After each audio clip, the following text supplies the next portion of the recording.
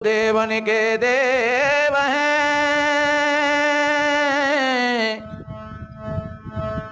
गुरु से बड़ा न कोई, गुरु की कृपा कटाक्ष से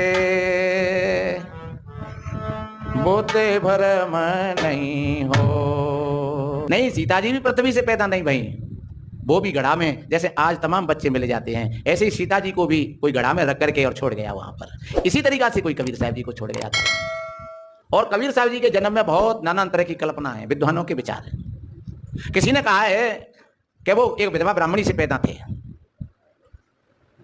कहीं एक विद्वान ने कहा है कि वो कुंवारी कन्या से पैदा थे, लेकिन इसका कोई प्रमाण नहीं है। ये सब अपने अपने अनुमान है, अपनी अपनी कल्पना है। कौन देख रहा था कि ये विधवा ब्राह्मणी से पैदा है? कौन देख रहा था कि ये कुंवारी कन्या से पैदा है?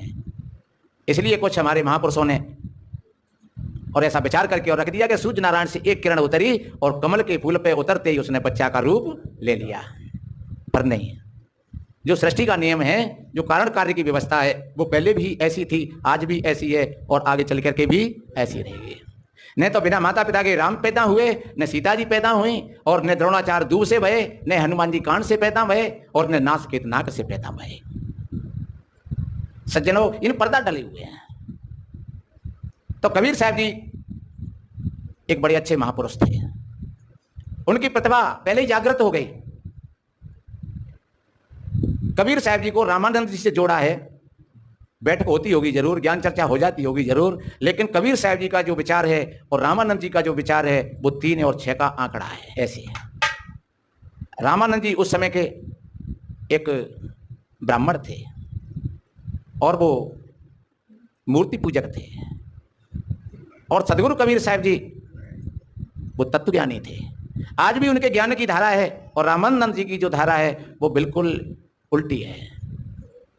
रामानंद जी की जो धारा है वो बाहर की है, और सदगुरु कबीर साहब जी की जो धारा है वो अपने आत्मा राम की है, आत्म तत्व की है।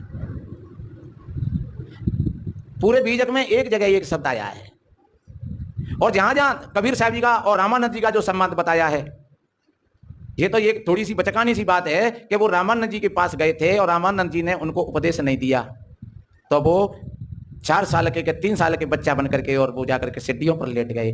ऐसे कबीर कोई जादूगर नहीं थे कि वो हाल 4 साल के बन जाते और हाल 12 साल के बन जाते। यही तो चमत्कार है। और अगर इस चमत्कार को ही हमने कबीर साहब जी के सर पर रख दिया तो फिर समझ लो कि फिर दुनिया में कहीं ठिकाना नहीं रहेगा, क्योंकि चमत्कार और अंधविश्वास का जितना सफाया, जितना झाड़ू सतगुरु कबीर साहब जी ने लगाया है, उतना और किसी महापुरुष ने नहीं लगाया है।